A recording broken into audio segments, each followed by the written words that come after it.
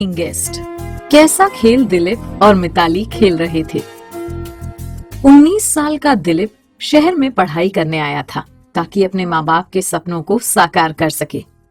कहने को तो ये शहर बहुत बड़ा था, हजारों मकान थे, पर दिलीप को रहने के लिए एक छत तक भी न मिल सकी। एक कुंवारे लड़के को कौन किराएदार रखने का जोखिम उठाता। दर दर भटकने के बाद आखिरकार उसे सिर छिपाने को एक जगह मिल गई, वो भी पेइंग गेस्ट के तौर पर। मिसेस कल्पना अपनी बहू मिताली के साथ घर में अकेली रहती थी। उनका बेटा कहने को तो कमाने के लिए परदेश गया हुआ था, पर पैसे वो कभी कभार ही भेजता था। बेटा, तेरे यहाँ रहने से हमें 2 पैसे की आमदनी भी हो जाएगी और रोहित की कमी भी नहीं खलेगी। जैसा हम खाते पीते हैं वैसा ही तुम भी खा लेना। मिसेस कल्पना ने उसे कमरा दिखाते हुए कहा। जी अम्मा, मेरी तरफ से आपको किसी तरह की शिकायत नहीं मिलेगी, दिलीप ने कहा। उसकी रहने और खाने की समस्या एक साथ इतनी आसानी से हल हो जाएगी, ये तो उसने सपने में भी नहीं सोचा था। अब वो पूरा ध्यान पढ़ाई में लगा सकता था। दिलीप को केवल और केवल अपनी पढ़ाई में ध्यान लगाते देख मिसेस कल्पना को बहुत खुशी होती थी।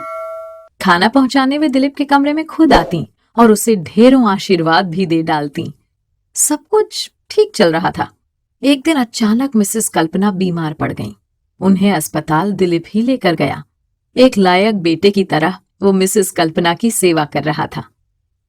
एक दिन वो अस्पताल से घर लौट रहा था कि बारिश शुरू हो गई।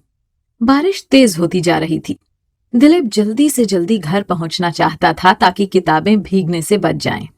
जैसे ही वो घर पहुंचा तो दरवाजा खुला देख चौंक गया। वो घर के भीतर दाखिल हुआ तो आंगन का नजारा देखकर अपनी सुध भूल बैठा। मिताली लहंगा ब्लाउज पहने बरसात के पानी में नहा रही थी। भीगे कपड़ों में उसका सौंदर्य और भी गजब ढा रहा था। यही वजह थी कि दिलीप एक टक मिताली को निहारता रह गया। इतने करीब से जब दिलीप ने मिताली के आकर्षक बदन को भीगते हुए देखा तो जैसे उसकी धमनियों में बह रहा रक्त उबाल खाने लगा हो। तुम कब आए? दिलीप को सामने पाकर मिताली चौंकते हुए बोली। उसने कोई जवाब नहीं दिया। एक टक वो अपनी लाल लाल आंखों से मिताली की भीगी देह का अमृत पी रहा था। मिताली की नजरें दिलीप की शोले जैसी दहकती आंखों से मिली तो उसके बदन में भी झुरझुरी होने लगी। लज्जावश उसका गोरा चिट्टा चेहरा गुलाबी पड़ता गया। न जाने ऐसा क्या हुआ कि मिताली अपनी जगह खड़ी न रह सकी।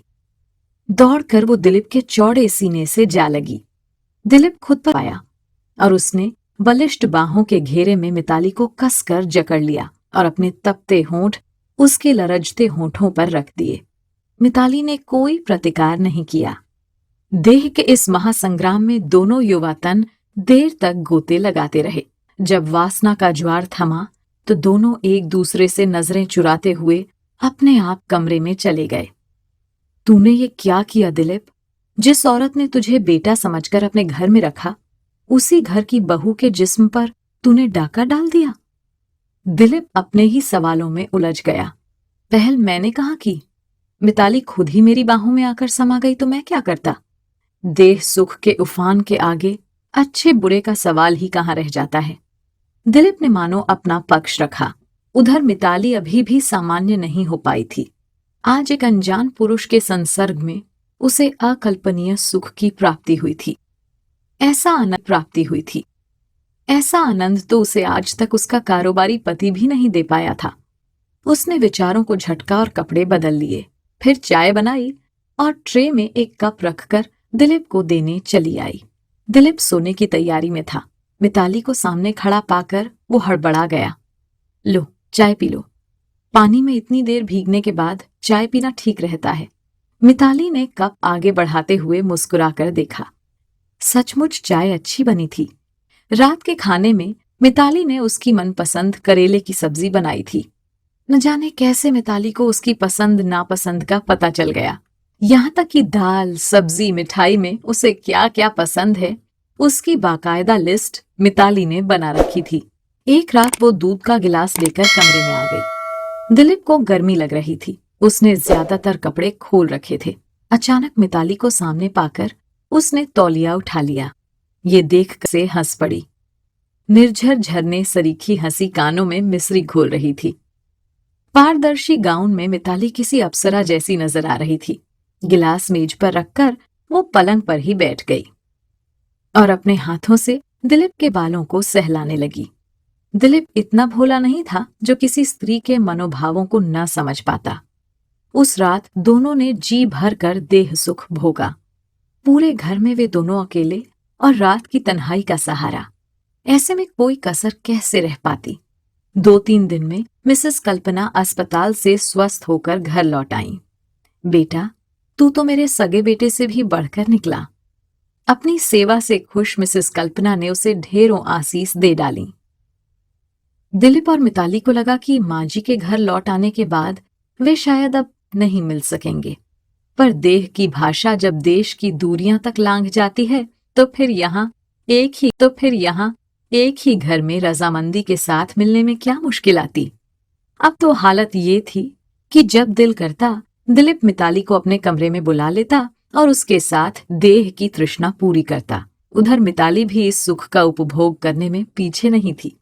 पति की अनुपस्थिति में किसी युवा स्त्री की देह जो सुख चाहती है, दिलीप वो सुख मिताली को प्रदान कर रहा था। देह सुख के भोग में दोनों शायद ये बात भूल गए कि सुख हमेशा अकेला नहीं आता, अपने साथ दुख भी लेकर आता है। मिताली के समर्पण ने दिलीप को निरंकुश बना दिया। वो हर दम मनमानी करने लगा। मिताली उसके लिए जिस्म की भूख मिटाने वाली महज मशीन बनकर रह गई। भावना की जगह अधिकार हावी होने लगा। दिलीप एक पति की तरह हुक्म देकर उससे बात करता। एक बार तो उसने हाथ भी उठा दिया। मुझे लगता है मुझे गर्भ ठहर गया है, एक रोज मिताली ने कहा तो मौज मजे के लिए बनाए गए संबंध में ऐसे मोड़ की कल्पना उसे नहीं थी। मैं दवा ला दूंगा, अगर बच्चे के पेट में होने की बात सामने आ गई तो हम कहीं के नहीं रहेंगे, दिलीप झुंझलाकर बोला। इस बार तो गोलियों से बात बन गई, पर गर्भ ठहरने का डर हमेशा बना रहा। अब उनके मिलन में वो पहले जैसी गर्माहट भी नहीं रह गई थी। दोनों के लिए संबंध बोझ में तब्दील हो चुका था। कहीं न कहीं मिसेस कल्पना की अनुभवी आंखें भी ताड़ गईं कि घर में उनकी नाक के नीचे क्या गुल खिलाए जा रहे हैं। उधर दिलीप जब से इस चक्कर में पड़ा था, उसकी पढ़ाई लिखाई पूरी तरह चौपट हो गई थी। एक रात जब वो नाइट लैंप की रोशनी में पढ़ रहा था तो मिताली उसके कमरे में आ गई। उसने लैंप का स्विच ऑफ किया तो दिलीप चीख पड़ा, ये क्या तमाशा है, जाकर अपना काम करो और मुझे पढ़ने दो। मिताली ये सुनकर हक्की बक्की रह गई। उसे पहली बार महसूस हुआ पति की गैर मौजूदगी में किसी गैर मर्द के साथ संबंध बनाकर उसने कितनी बड़ी भूल की है। नहीं, अब वो इस दलदल में और नहीं गिरेगी। जो होना था हो गया। ये संबंध अंधे कुएं में गिरने के समान है, मुझे कुएं में नहीं गिरना। मिताली ने मन ही मन निर्णय लिया। उसने फोन करके अपने पति को जल्दी आने को कह दिया ताकि ये किस्सा विराम ले सके। दिलीप भी जितना जल्दी हो सके इस संबंध के बोझ को सिर से हटाने के बारे में सोच चुका था। मिलने की पहल रजामंदी से हुई तो अलग होने के लिए भी परस्पर रजामंदी काम आई। दिलीप ने बहाना बनाकर घर छोड़ दिया। जीवन में घटे इस घटनाक्रम को दोनों पक्ष एक स्वप्न समझकर भुलाने की कोशिश करने लगे।